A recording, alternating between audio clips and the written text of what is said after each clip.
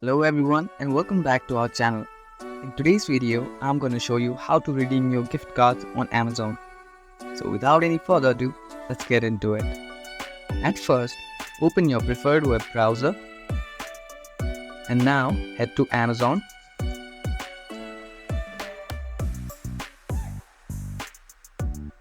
Once you're in the website, make sure you're logged into your account. And now, search for item you want to buy. For example, I'll click on this Beats earbuds. Now scroll all the way down until you see buy now button and click on it. Now you can see different ways of payment. Since we want to redeem our gift cards, simply enable add a gift card promo code or voucher option. Now enter the code of your gift card and click on the continue button.